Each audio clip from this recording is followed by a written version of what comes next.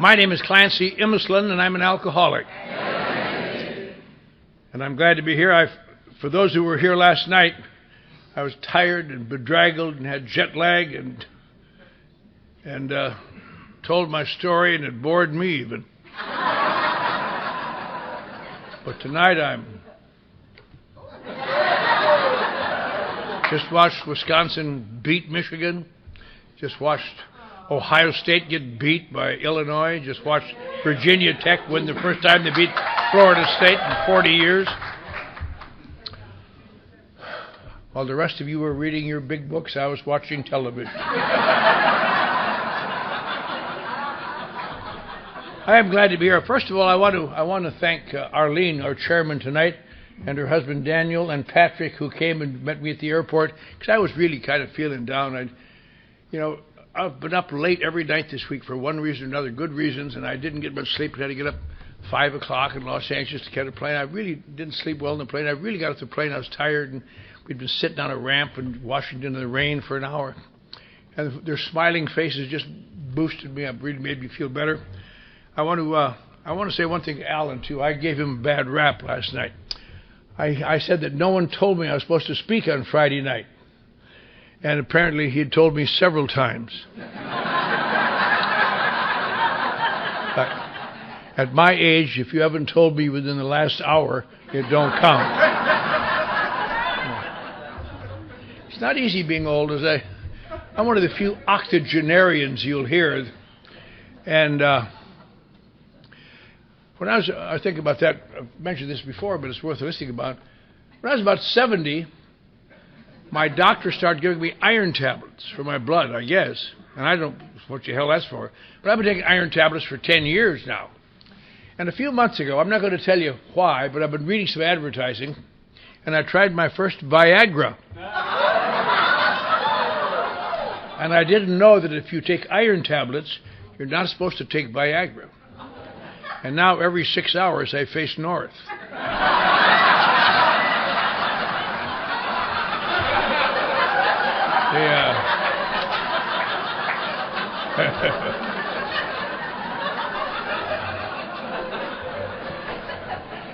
But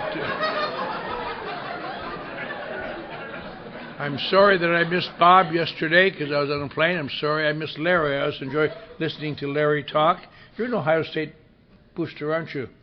Yeah. He's big and tough.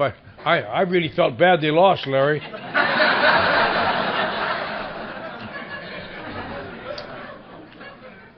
Last week they beat my alma mater, Wisconsin, so it was who cares? And but we've had excellent speakers, and it's been a good weekend. And as I said, last night I somehow got to talk about sponsorship, and I told my story instead, because it's not surprising, because my story is really based on sponsorship. I had slipped for many years, and I found the man who I could listen to, and he changed my life, and I took it through little by little. And so if you weren't here last night, let me give you a quick abbreviated précis of what I said. I used to drink, and I had a hard time in AA. I met this guy who was mean to me and saved my bacon, and now I'm wonderful. That pretty much is it. Good night. Really, though, I really want to talk about something that maybe some of you have heard me talk about it before, but it's always in my mind. And something, if you're new, I travel around quite a bit. This year I've been in the South Pacific and Europe and many states, and I get around a lot, and I know a lot of A's and all over Canada and Costa Rica, a lot of places. And you hear different things in different places. You hear little talks about this and that and complaints about A and this and that. And there seems to be, in the last year or two, a little wave of discontent in certain areas about certain aspects of Alcoholics Anonymous. One that seems to be the most prevalent is the fact that Alcoholics Anonymous is too selective. It insists that you be an alcoholic, and, well, in these days with so many young people being drug addicts, whose problem is it's all one big disease, we should allow them here because The other programs don't really help them as much as AA would help them.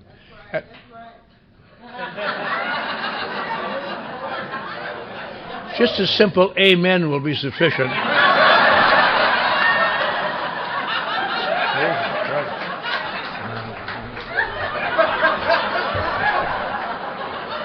This is a hard place to talk. I guess I wasn't tired last night. You really were bad. Then there's another thought of Dick, our taper. This is his tie. How's it look? Another thought that the big book is a very fine instrument, helps a lot of people, but it's written in an old-fashioned way. It's written circa 1935, 38, 39. It should be maybe updated and a little modernized and a little put into effect for younger people who are coming into AA now and read that and don't connect with it very well.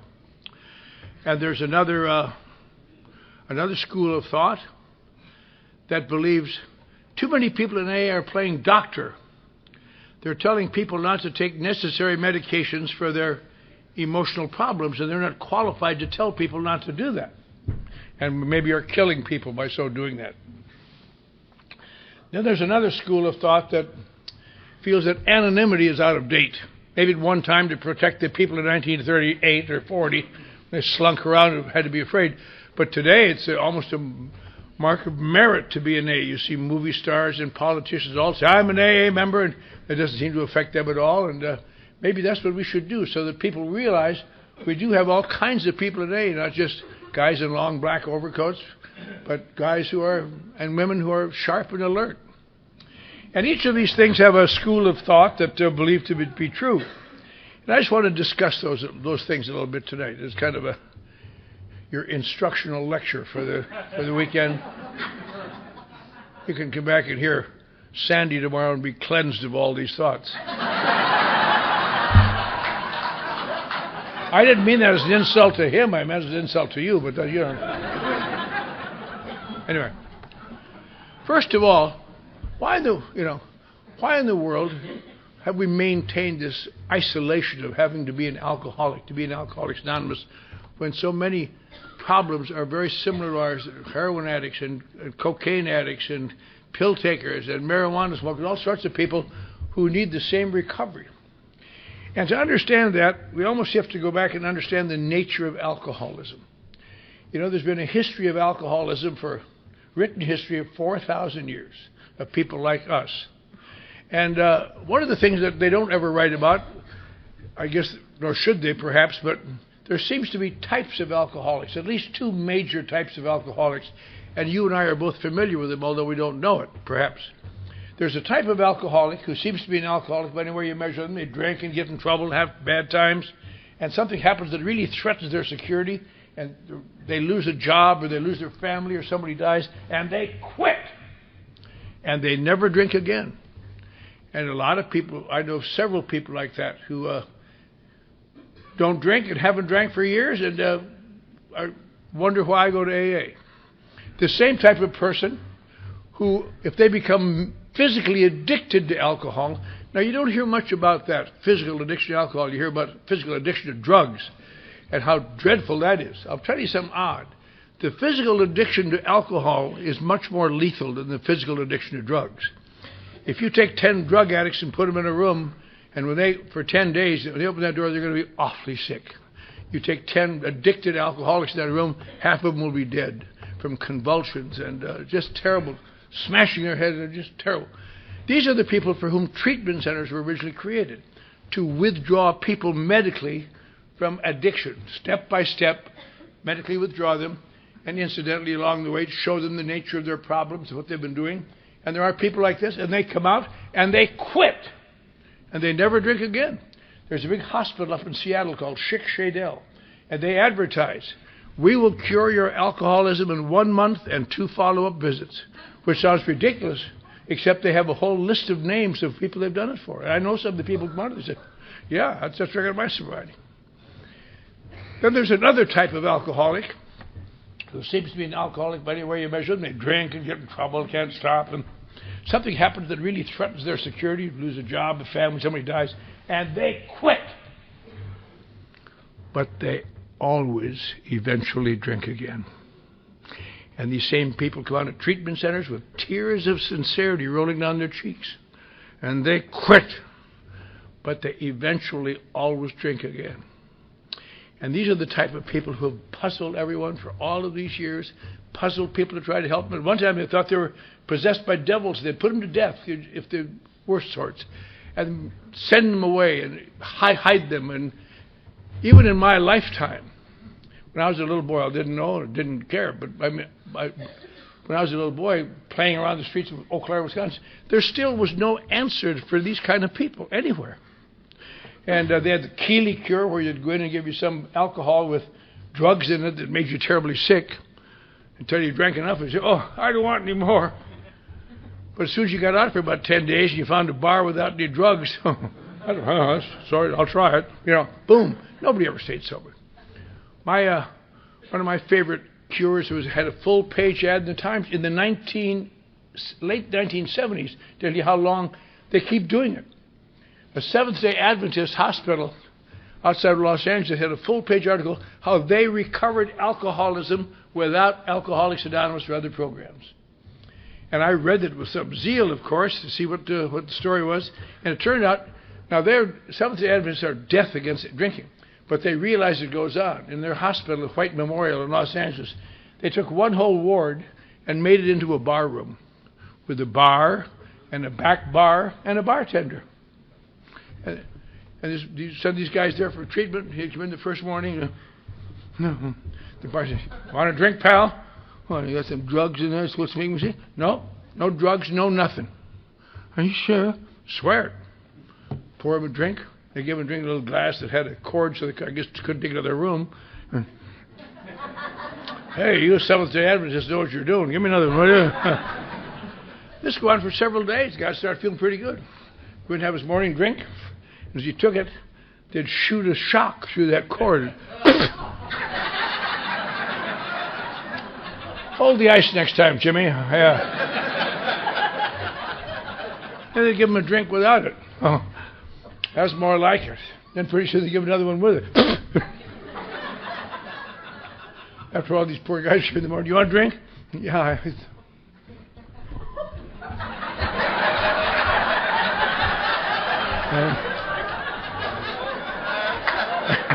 And pretty soon they come in the morning and say, you want a drink? No, I don't believe I do. And if they did that for a week, they knew that they had beaten it.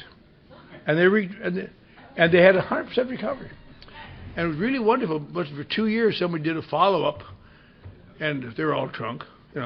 Most of them hadn't got beyond the first bar that didn't have a cord on their glass.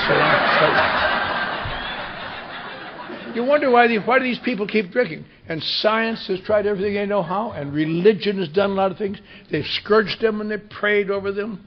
And medical people have worked in any way to try to find someone. This anabuse, which was the miracle cure of the 1950s. Take anabuse and you'd be too sick to drink. And it just turned out that people like us forgot to take our anabuse. Damn it, I forgot to take it again. Well, shit.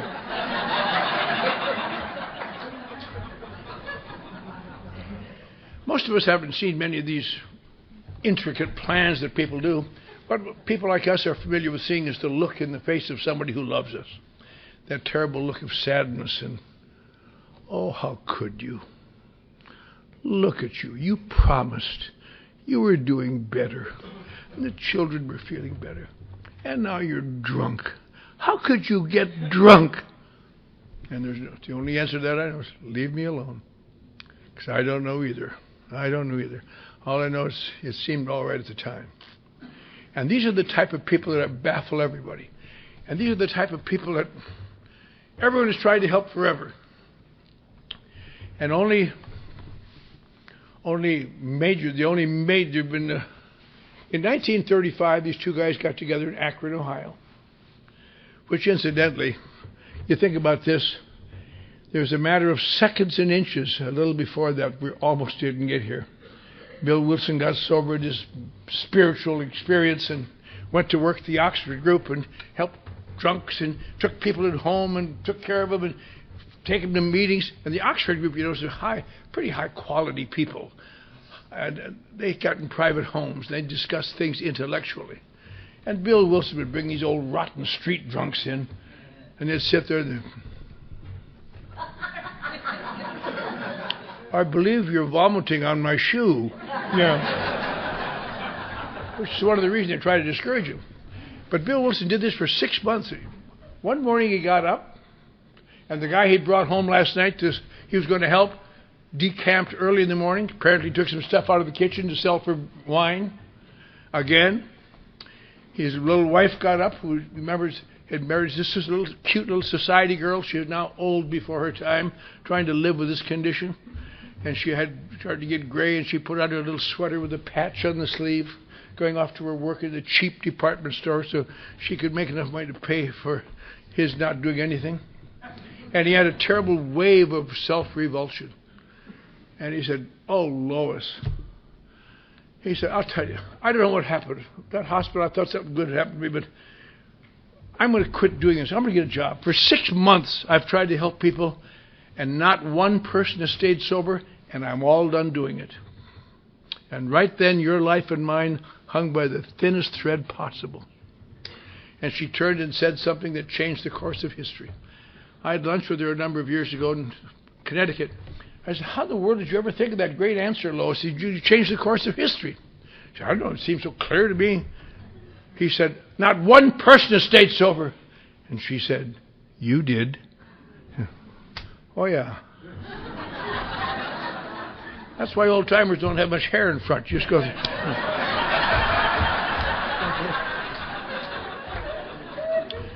So we decided to try it again, and a couple of weeks later, met Dr. Bob. But if he had not had that answer, he wouldn't have, and we wouldn't be here.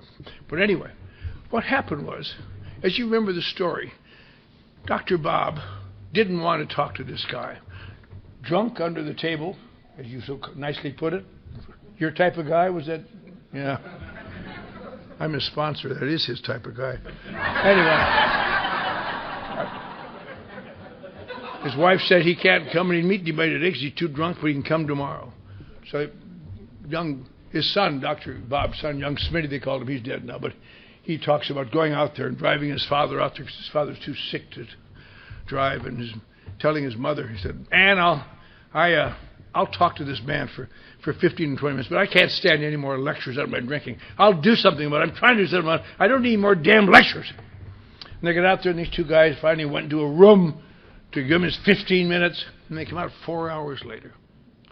And Dr. Bob was different. He said, "Ann, I don't know. That's the first man I ever talked to who seemed to know why I drink, or what makes me drink, or how I feel." And Bill, of course, was not doing well at the moment. He had just blown a big deal there. He had $10 left in his pocket. Either could pay his hotel bill or go home. And Bob said, "Could you possibly stay with us a few weeks and we could talk some more about this?" And Bill thought, "I have no way to get out of town." "Yes, I can." Yeah. So things just worked out fine. And they stayed there. And you remember, for 2 weeks, they both were Oxford members. They talked about spiritual matters and deep spiritual understandings and breakthroughs. And then Dr. Bob, as you remember, sobered out 2 weeks and with hope went to Atlantic City to the American Medical Association convention and told Bill, he said, "Stay with my wife." He said, "Last year I was there drunk and they all ridiculed me, but this year I want to show them that I'm a different man." And off he went, and Bill stayed home, and Monday morning the phone rang, and it was Dr. Bob's office nurse. She said, "Oh, Mrs. Smith, I'm so sorry. They carried the doctor off the train this morning so drunk he couldn't walk. And he was laying face down on the platform. And so the station agent called me, and I went down and got him with the cab driver, and he's on the floor of his office now. I'm so sorry. I know that he was doing better." So Bill and Ann went down to get him, took this drunken, "I'm so sorry, took him home, put him to bed. And right there, your life and mine almost was extinguished. And about Wednesday, he woke up with, "Oh, God, what day is it?" I said, "Wednesday, Mom." "Oh, my God. I got to do a surgery today. And look at my hand. I can't do a surgery. I got to do a cancer surgery." My God, what can I do? I'll lose my license. My God, what did I do? And they got him up, got him a bath, and cleaned him up, and Bill bought him some booze to settle his hand. They dropped him off to the hospital about 11 o'clock in the morning, went home to wait for him, and he didn't come home at 12, or 1, or 2, or 3, or 4. And they knew exactly what happened. He stopped for one drink. That's the end of it. And all of a sudden, about 6 o'clock, he burst through the door, sober, glowing. "Where you been, Bob?" He said, I was doing that surgery. It struck me. You know, in the Oxford group, they want you to make amends to people. And I thought a doctor shouldn't have to make amends. But it struck me, I'm not a doctor, I'm an alcoholic. And so I've been all day making amends to people. And I feel wonderful. And that was June 10th, 1935, which is a big day in our lives. And they decided, sitting around talking about spiritual matters, this is what helped them. Instead, they went up to the Akron hospital, found another drunk, and talked to him. And I heard him talk a number of years ago. His name was Bill D. He said, I was laying in that bed in Akron, Ohio. And my wife came to me and said, two men wanted to talk to me about my drinking. And I was so damn sick of people talking to me about my drinking. I said, I'm not going to talk to anybody else about my drinking. But she's a strong woman. So I talked to those two fellas about my drinking. They never talked to me about my drinking once. They talked to me about their drinking and how they felt and why they drank. He said, I couldn't believe it. That's the first time I ever heard people understand how I felt. I was so impressed, I stuck with them fellas and been with them ever since. And so we began. And I don't want to get off on this. I just want to throw in one little anecdote that'll cheer you up, I hope, for tonight. They got a few guys. They lost a few guys. They finally got one young guy. He was 29, came around. Ernie. And he was kind of young, and they didn't know if he'd even be an alcoholic. They didn't know how the youngest guy was Bill. He was 39. But he came around for a while, did what they did, and fell in love with Dr. Bob's daughter. And I'm only mentioning this because you young people know who opened the door, brought us our first relationship. I don't know any word that more sends a shiver down a sponsor's spine than to hear that word. I found a new relationship. Oh, Jesus. You hope you just have a phone with the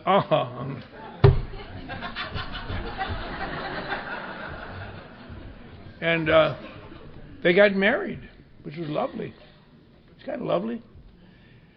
And that happened in my life.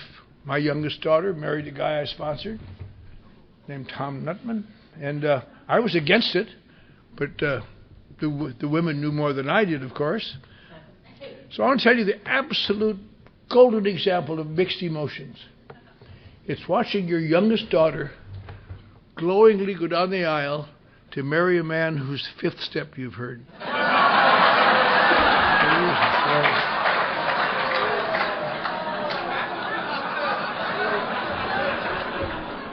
You can't really say anything because of, but you can give hints. You can say, let me know if he ever brings a sheep home, honey.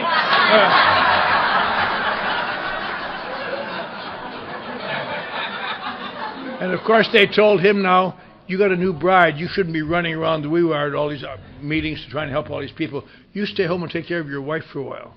So he did and got drunk and died and turned her against AA for the next 50 years.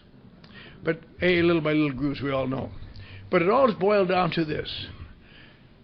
No amount of information has ever seemed to help alcoholics of our type. Alcoholics are the type who drink again, who wind up in rooms like this. No information has ever been, no formula has ever been helped. The only thing that's ever seemed to help any of us is that someone has enabled us to believe someone else may know how I feel. Because whatever we are, when we all come here, I think we all have one thing in common, among other things. We all secretly know that my case is different. I know you mean well, and I know you want to help me, but I have unusual things that you're not familiar with. And there's a suit of armor, and you can talk, and it just bounces off the armor. And here's you, yeah, thanks a lot. And most people never get off that armor. That's why most people like us still die drunk. But some people do, once in a while. You may be able to get a word in there. Oh, well, I understand that feeling. And you open your armor briefly. Huh, for heaven's sakes. Oh. And little by little exploit that. And little by little, because I think the most important single factor in sobriety for people of our type is somewhere along the line finding enough identification so you can believe what the person is telling you. It isn't just some more boilerplate. And little by little, that is the whole story of Alcoholics Anonymous. And every step of the way in Alcoholics Anonymous, wherever there was a change, it was changed because of someone believed someone else and took action sometimes they didn't believe in because the someone they believed told them to do it. And little by little, that's the whole story of Alcoholics Anonymous.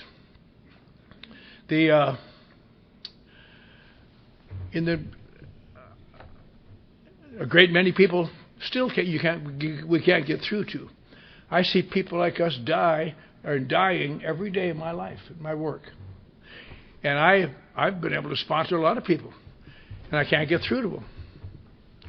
I have a son who's an alcoholic. His wife is gone. He's about to lose his big deal job. He's been surrounded by AA since the day he was born, and I cannot get through to him. I know why I can't get through to him, though, because I'm his dad. That's why dads, you can't get through to your parents, you can't get through to your son and daughter, you can't get through to your children, you can't get through to your sisters and brothers, because it isn't AA talking, it's just dad talking. Some more advice from dad, who cares? You don't understand. I have 3 daughters who are 18 years sober this year, and none of them ever asked me for any help, and that's why they're sober. But there's a lot of people who don't get it, but the people who do love it. At least they should love it. They should be very grateful. We sometimes forget that. But over the years, the whole story. Now, in the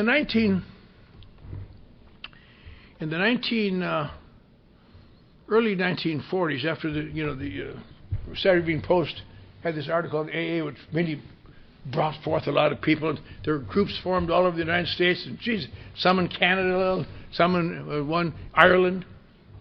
And it really took off. And then after that, in 1942 and 43, Bill, sitting in New York, started getting letters. Our group is dying. People are all getting drunk again. Gee, they don't seem to have, they get fighting all the time. There's terrible fights. And in addition to those terrible fights, there were 2 great fights. There were one great fight in AA, the great fight between the Akron AA and the New York AA. Bill and Bob always got along together, but their followers fought and people in Akron, people in Los Angeles, the A's in Ashland would not have anything to do with the New York AA or the Akron A's. They'd only write to New York. The AAs in Chicago would have nothing to do with New York, only write to Akron. All over the country, people fighting, and then all sorts of things. People fighting and debating and having a terrible time. And one by one, the meetings were ending. By 1944, it looked as though AA was on the way out. And Bill Wilson, in an effort to try to save AA, did what he thought it could do. He started the Grapevine as some sort of unifying force. It wasn't the size it is now, it was that size. And started once a month. And that helped a little, not much. And by early 1945, AA was about to go. We're not right to go right then, but it's on that path. And a doctor in North Carolina wrote an article for the Grapevine and sent it in and said, Bill, this is I found interesting. And Bill read this article, and he read it across an organization just exactly almost like AA that had expired. It turned out, as old-timers know this, newcomers may not, in 1840, just 100 years before, 6 drunks got together in Baltimore. One had just gotten out of jail again. He went back to his friends. Oh, that damn chaplain down there says he knows how I feel, but he doesn't know how I feel. You guys know how I feel. Yeah, we all know. But we're all good. We're all just drinking. It's killing us. Maybe we could all help each other stay sober. So they decided to help each other stay sober. They drew up a little agreement, and they signed it. And there were 5 officers and 1 member. Just, like any normal group of AA. And people laughed at, you drunken boobs, you can't even keep store yourself, you're going to help them. But they stayed sober. And so people came down from Philadelphia and went back and tried to start it there. And so people came from Washington, and somebody came from Boston. That guy would be red hot in Boston and all over. And they'd never heard of a group like this before, drunkards helping drunkards, like the first of a kind. So this is just like George Washington, the first of a kind. We'll call ourselves the Washingtonians. And they did. At the end of a year, they had about several hundred members in several cities. At the end of the second year, they had in about 10 states. And what they did then, Washington's birthday they chose as their anniversary. They'd start a few days after that. But they sent out a letter to all their membership in 1842 and said, people still think we're some kind of crazy people. They don't know what we're doing. What we suggest you do, get somebody from your community who is well thought of, not a big shot because they won't come, but get somebody who's a comer and have him come in and talk. And not that we care what he says, but he'll see what we're doing and talk about us. So in 1842, all over the country, people came into the Washingtonians. In Springfield, Illinois, the one they got was a young lawyer named Abraham Lincoln.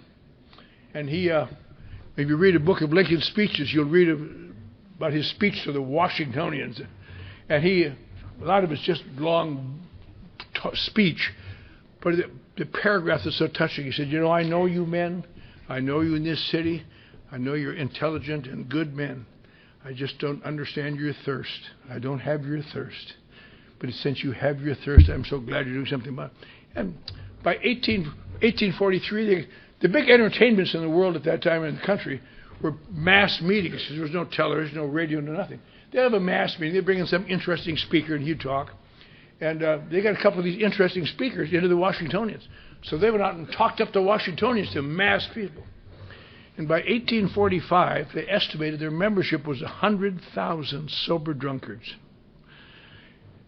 And what they did then, that seems reasonable, because it seems reasonable to people now. Well, if we're able to help drunkards, we should be able to help all sorts of people. We should help people who have narcotics problems, who are not alcoholics. We should be able to maybe stamp out the sale of alcohol. Maybe we should get to work in politics and help stamp out slavery. Maybe we should get into politics and try to get Texas in the Union. Things like this. And they all got involved in it and just gung-ho. And by 1848, the Washingtonians were extinct and they all died drunk, except very few exceptions. I have a book written by one of the few survivors in 1861. He said, don't know what happened. We were doing so well and we got all these good things and people didn't want to come and help drunkards anymore. Where they went. And Bill read this and was astonished. He said, my God, maybe that's what's happening to us. Not that exactly, but I can see how they fought for recognition and they fought for money and they fought for who's going to get the most juice and on and on. And in 1945, reading the Washingtonians, reading his letters in a last gasp effort to save AA, he sat down and wrote the 12 traditions. Based on the Washingtonian experience, pretty much. Not in the way we have them here, but in the long form, which, in case you're new, in the back of the book, they're on the page across from here, and they really flesh it out a little bit more. They really tell you more about it. In my home group in Los Angeles, we read the long form once a month, just to make sure everybody knows what it is.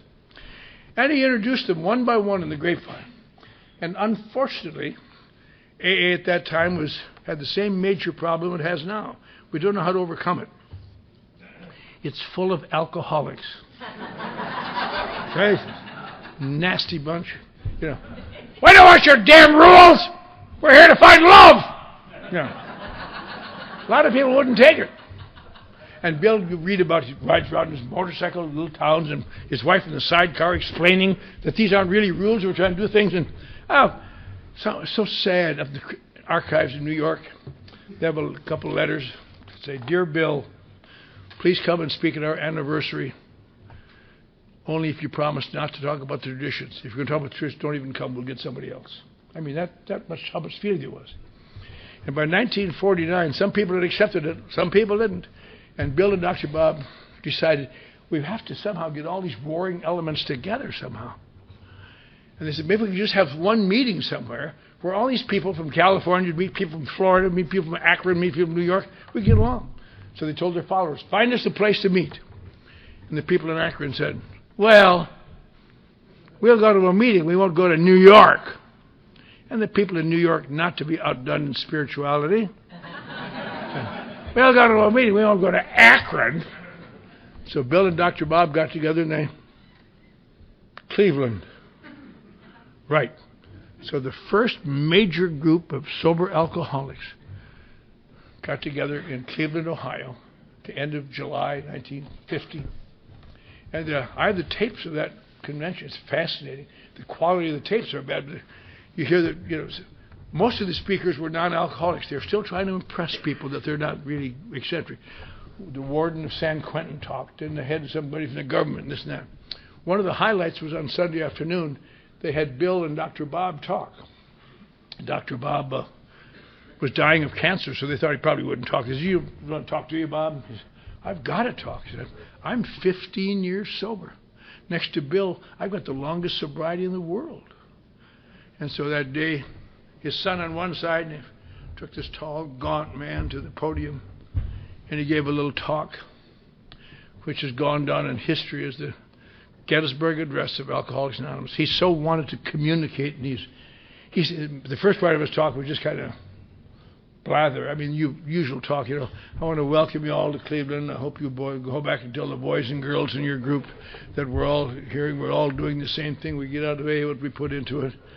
And he said, I'm glad that some small thing I did a number of years ago helped bring this about. I want to apologize for my health. I've been in bed most of the past few months. My health hasn't returned the way I hoped it would. And, just talk. But then he said, but before I sit down, I'd like to call your attention to 2 or 3 things that I think may be of interest to all of us. And in the next 2 minutes, he hit it right on. It's as germane tonight in Virginia Beach as it was then. He said, first, let us remember to keep our program simple. Let's not louse it all up with Freudian complexes, which may be of interest to the scientific mind, but has nothing to do with our work here. Our work here, when reduced to the last, consists of love and service. And we all know what love is. We all know what service is. And secondly, he said, let us guard that erring member, the tongue, and try to use it with kindness and understanding. And there isn't a person in this room or any room like it who doesn't know exactly what he was talking about. We're all wonderful people when things are going our way. Yeah, well, it works. Love's the answer. But if somebody hurt our feelings or say something bad,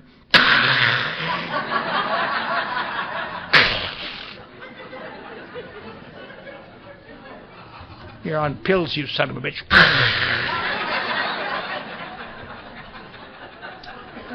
And finally he said, let us remember, none of us would be here today if someone hadn't taken the time to explain things to us, to maybe take us to a few meetings, to give us a pat on the back when we needed it.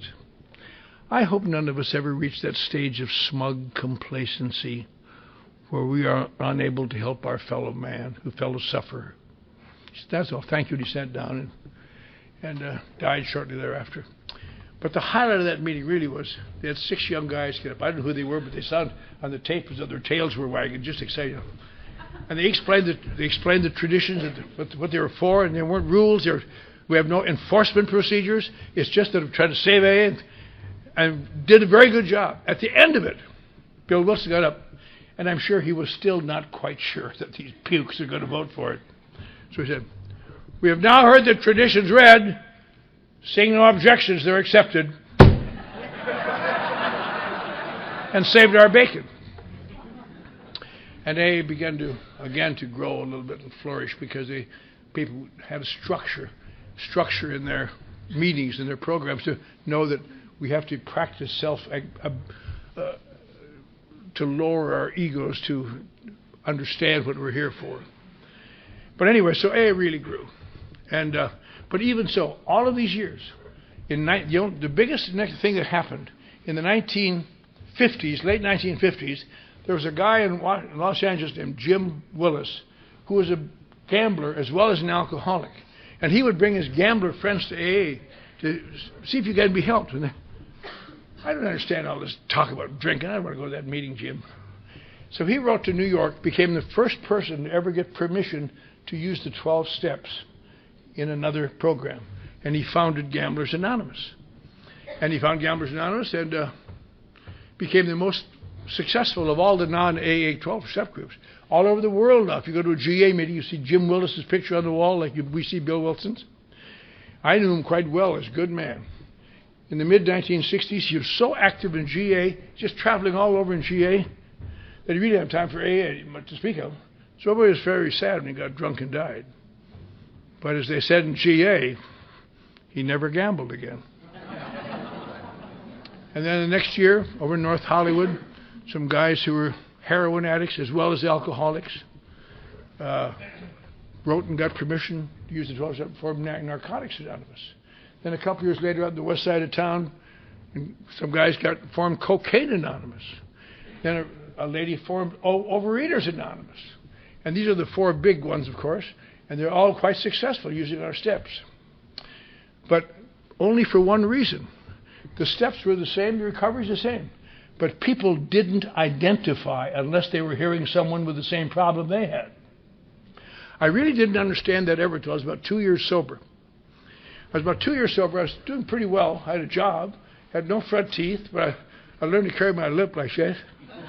And I was holding forth at the club one day on obsessions. I'm an authority on obsessions. Not the recovery from them, just the obsessions themselves. And I got done, so this plump lady came up for, she says, "Oh," she said, "Clancy, that was so interesting. I've just formed a group called Overeaters Anonymous. Would you come over and talk to our ladies on Sunday?" And I weighed about 130 pounds then. Sure I will. Give them something to shoot for. So I went over there on Sunday and went in this room, about 7 or 8 plump ladies sitting around a table, and I gave them a wonderful talk on obsessions. They liked it. I sat down. I thought, glad to have helped, girls. Then they had a little sharing session, and I couldn't believe what I was hearing.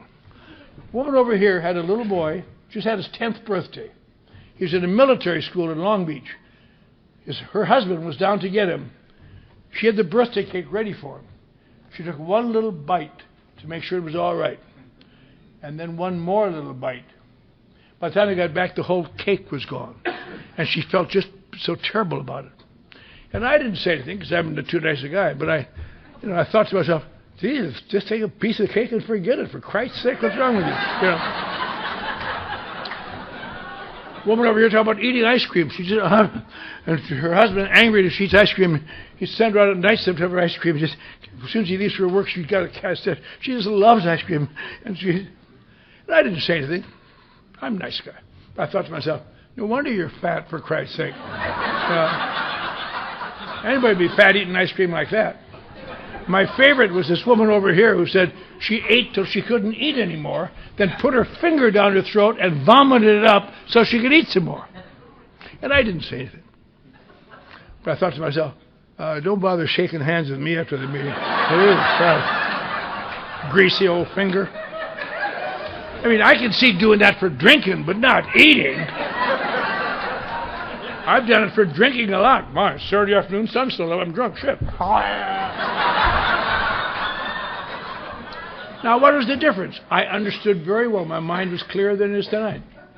I understood very clearly. I didn't identify with it. It was just ridiculous information, which is the same thing that happens to us when we try to share with our non-alcoholic families these things. They don't understand it. What do you mean? Can't you just have a glass of wine? We think they're being rude, but they really don't understand it at all. Because it all boils down to identification. Well, that identification is just information. And that is why, really, Alcoholics Anonymous wants you to be an alcoholic, to be an Alcoholics Anonymous. So you can talk about something that's identifying to the people. You can be an alcoholic and a narcotic addict. You can be an alcoholic and a cocaine addict, and an overeater, and a gambler. You can twist baby chickens' necks for all we care. But you got to be an alcoholic. And another thing, if you're new, let me suggest something else to you. If you are an alcoholic and a narcotic addict, When you get up to speak, you say, my name is John Doe and I'm an alcoholic. When you say, I'm an ANDA, you immediately are saying, look, I'm different, which is the wrong direction for people like us to go. We've got to work everything we can to get over those differences.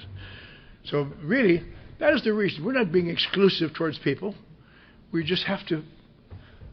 I enjoyed what Beth said about her little relative, that they don't know if they're going to. Most families save for a college education. She's saving for a treatment center. I have a grandson like that. A great grandson, I should say.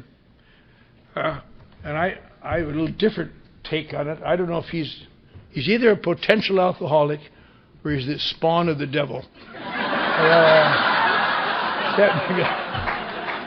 I look at the back of his little neck from time to time and see if there's a 666. So I presume he must be an alcoholic. But when he walks through this door sometime, I hope he'll sit down and hear people talk about things that he identifies with, not some glittering talk about some addiction that he doesn't have where it's just meaningless. I mean, I've been working with addicts for over 35 years. I probably know more about addiction than most addicts. But when I come to a room like this, I want to sit down and I want to hear, I don't care how glib the addictive talk is, shooting up or sniffing up or whatever it might be. It's just information. Interesting, kind of music, good. But where it touches my heart, some boob gets up there, big dummy. Well, I've been drunk a lot. It's been really hell. Jim was trying to help me, going to meetings every night and doing dumb things, and I guess I'm feeling better. You bet. I know how that feels. That is why you have to be an alcoholic to be an Alcoholics Anonymous. It isn't a matter of exclusion. And the phrase, it's all one big disease, you know where that came from? It came from a treatment center that only had one van.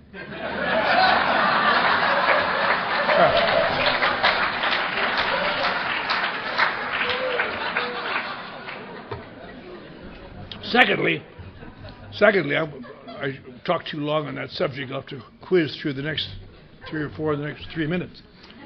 Then there's some other things too, and that's all. But they want to upgrade the big book. That sounds good. Big book, why not? It's kind of written archaically, it seems like sometimes. The book's a nice book. And you hear people say things like, this book is a miracle. And you know, oh, Jesus. Everybody knows if there's a word that's overused in AA, it's miracle. Everybody's a miracle. Heard a guy a few years ago said, I got up really early this morning. And I looked at the eastern sky and the sun was rising.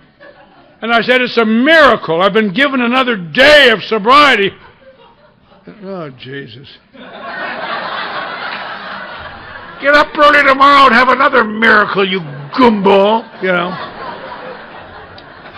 Miracles are supposed to be unexplainable or inexplicable, as we like to say. They're not supposed to be understandable. Why is this book a miracle? Well, for one thing, let's begin what the book is. The book is not a cure-all at all. What the book truly is, when you think about it, it has some good stories in it, but it is a cookbook. It has a series of recipes. That's why people can master this book and keep getting drunk. It's like mastering a cookbook and wondering why you're starving. You haven't cooked yet. Yeah.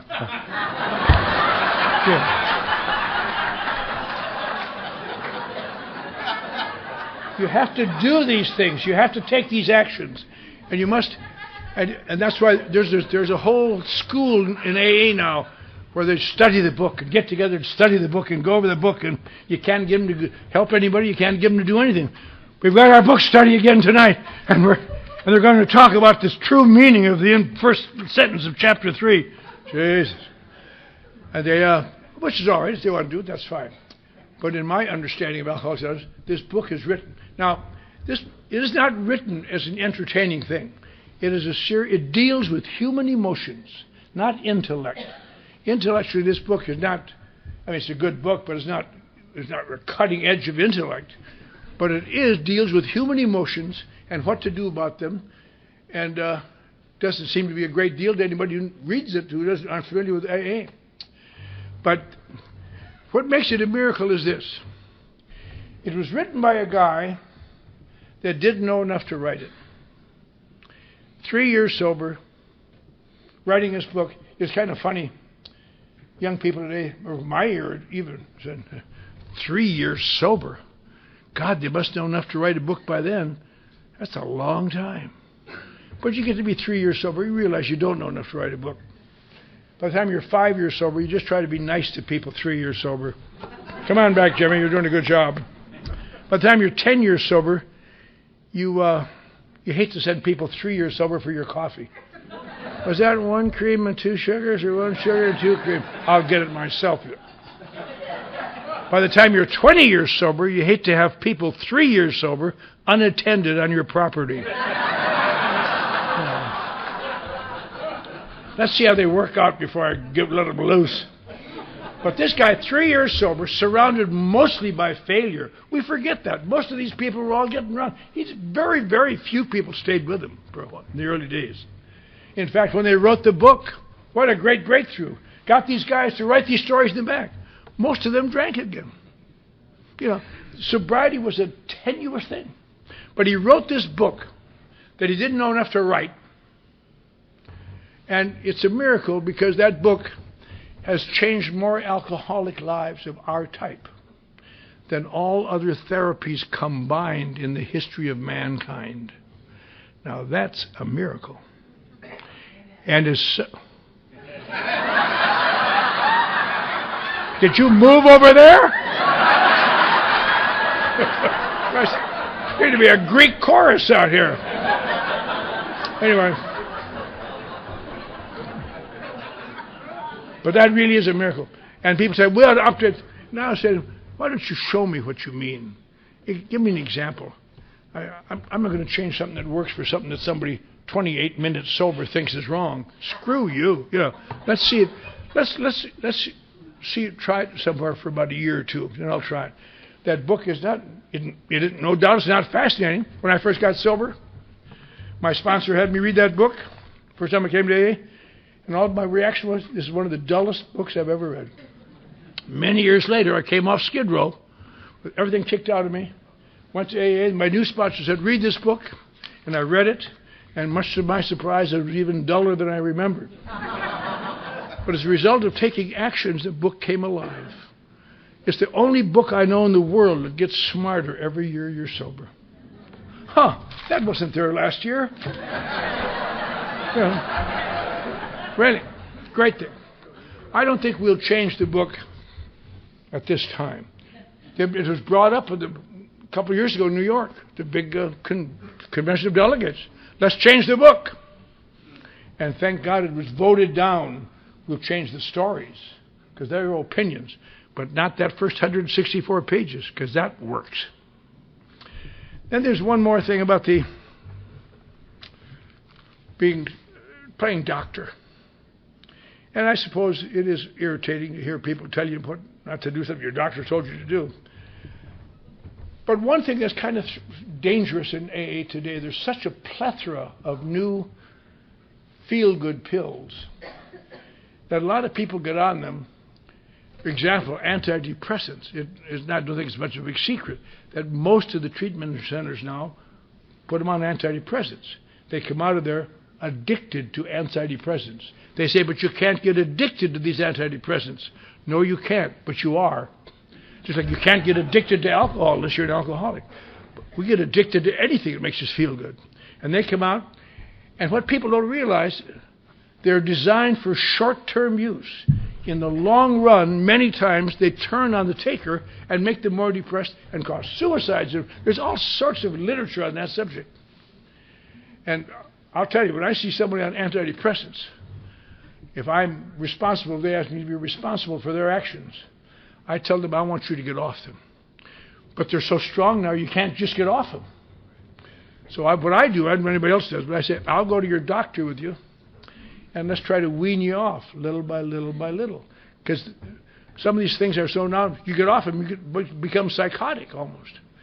And little by little to get off them. And I'm not telling anybody not to take these medications. I'm just saying, are you willing to try to get off them? maybe you need them. One of the most humorous things, to me, sadly humorous, this whole epidemic of bipolarism. People are bipolar all of a sudden. Just more, it's the worst epidemic than smallpox ever was. You know, just, when they first came out, I thought, God, if that's what bipolar, I'm tripolar because I'm sicker than all of them. You know. But I'll tell you what, it's nothing unusual. A great many alcoholics suddenly discover they're bipolar. And some of them may be, which is another term for manic depression. That's all it is. It's manic depression under a new cloak. But you stop and think about it sometimes. What are the symptoms of manic depression? Highs and lows, and highs and lows, which is the same symptoms for bipolarism, of course. Highs and lows. What are the symptoms of early sobriety? Highs and lows. And you go see your doctor, I'm having highs and lows, doctor. There you are. And they mean well, but Dr. Paul Oliger, who had a story in the book, still does, I guess. But he told me one time, he said, you can't blame the doctors. They sit in their office and some neurotic comes in whining about their feelings, and there's 10 people in the waiting room who are really sick and need to be helped. So they just, here, take this and take this. Next. And I suppose some of the people need medications. When I was released from the Texas State Insane Asylum, where I'd been placed unfairly, because I successfully committed suicide. That's not a mark of illness. That's a mark of breakthrough. But then I escaped, and they put me back in the electric shock treatments for 3 months. So I was really kind of strange when I got out of there. What's your name, boy? I don't know. They know at the desk. Yeah. And I was on massive doses of Thorazine, and I was supposed to take it for the rest of my natural life. He says, your emotions are so intense, you've got to do something. So I took those, and God, 3 times a day I took them. I went back to work, and I was able to work a little bit, and never caused any trouble to anybody. Then the next time I got drunk and in trouble, I ran out of dough and couldn't fill my prescription. And I never got around to fulfilling it again until I got sober this time. And I thought, God, maybe I should take those Thorazine, but I had no money. So I thought, as soon as I get on my feet, I'll get them. By the time I got on my feet, I'd done enough things so I didn't need them. Because it turns out the actions of Alcoholics Anonymous countered those sick emotions as well as anything I had. So I'm a little prejudiced a little bit against the perpetual use of medications to alter perceptions. But as far as I can see, the purpose of Alcoholics Anonymous is exactly the same as what Bob said today and other people have said, is the same as the medications, to alter my perception of reality. The same reason I drank alcohol. I drank alcohol in order to make change my perception of life, to change my relationship to the people around me. Hi, Granny, you with anyone?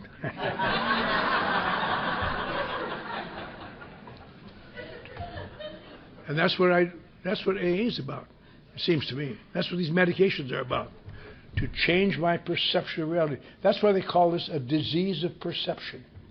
Because nothing has to change in our life. We just have to change our insides, and the same things look different. The same things look different. The towns I hated, I get to yearn for. All sorts of dumb things, and hold jobs, and get along with people. But still have a lot. There's a tiger in there lurking. I know that because once in a while. I'll tell you, in 1970, I went to the International Convention, and I was asked to give a short talk in Miami Beach.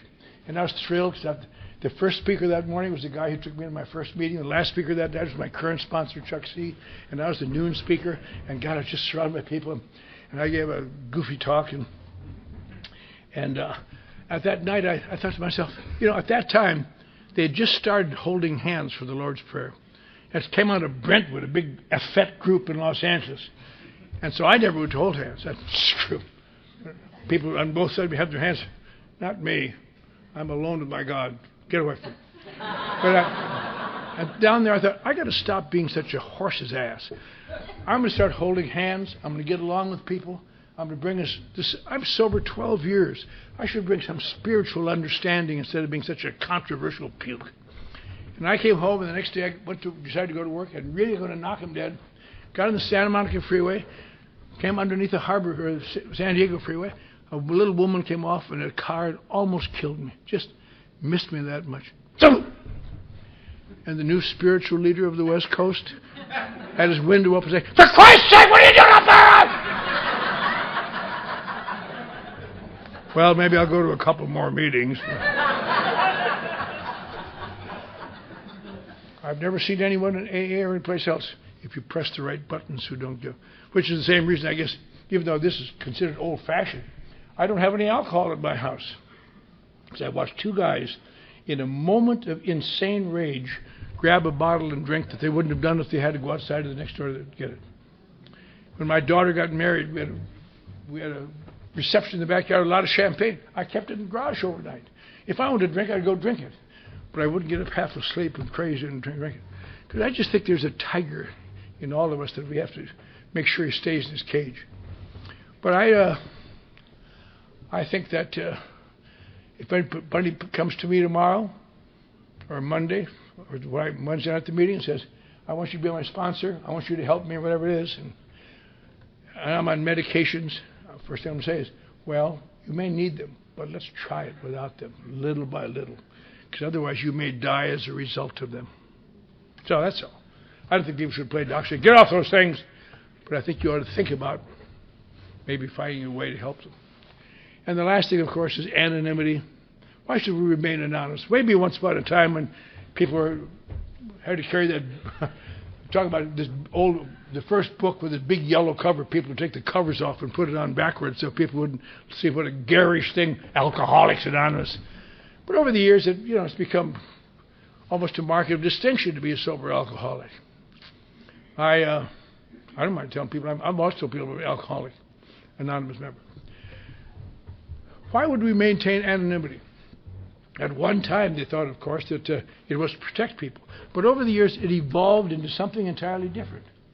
It evolved into a spiritual entity where you are surrendering your ego to the movement. Some people, young people here, may not know what anonymity really means. Because of the nature of my work in Los Angeles, I get interviewed sometimes in the newspaper, and I'm on television, and I've had an article about me in magazines, and they always list me as a recovered alcoholic. They say, "See, that man is breaking his anonymity." I'm not. That's what I am. I would call it recovering, but a recovered alcoholic. What anonymity is, if they ever mention AA, then you can't no longer use my name or my face or nothing, because I must not use AA for my purposes. And so anonymity is, I remember I used to go to the radio in the 1970s when AA was still kind of, or 60s, I guess, still kind of newer. They'd have people come on the radio and talk to real alcoholics. And we have a real alcoholic in our talk show tonight. They give you a phony name. I was Alcoholic Al. And one night this guy said to me, he said, "Al, you mean to say that you parked your car in your garage and shut the door and put a hose on the exhaust pipe and let it into the car, and you turned on the motor and you actually died?" I said, "Yes." I just told him that. It didn't surprise me. He said, and he had tears in his eyes. "Al, you're the first person I've ever known that actually tried to kill himself." And I guess I'd been in AA too long. I said, "My God, you're the first person I met who didn't." What kind of life is it without a suicide now and then? But it turns out the theory of anonymity, the last letter Bill Wilson wrote was a letter describing the spiritual effect of anonymity, why we must maintain anonymity. It doesn't matter if we're trying to hide or protect ourselves. We're trying to hide our own egos from ourselves. That was in there partially because of the Washingtonian experience, where they fought over who was the most impressive speaker and who was the most impressive guy, and they would get drunk over fighting over it. The spiritual aspects of anonymity are to subordinate my ego and to live with some. I think the greatest thing is the long form of the 12 tradition, they describe it. So I guess we're here, the things I talked about tonight, That's why we have to be alcoholic, so somebody new sitting that off room can understand what you're saying. And secondly, I think most of us would like to see a sample of the new book before we accept it. Let's make sure it works.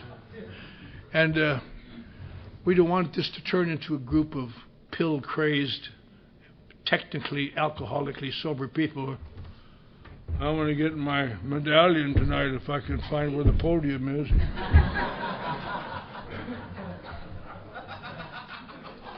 And finally, we want to maintain our anonymity. And the end of that, the end of the long form of the 12 traditions is so beautiful. It encompasses, I just love this phrase. Why should we do all these things? This to the end, that our great blessings shall never spoil us, that we shall forever live in thankful contemplation of Him who presides over us all. Thank you.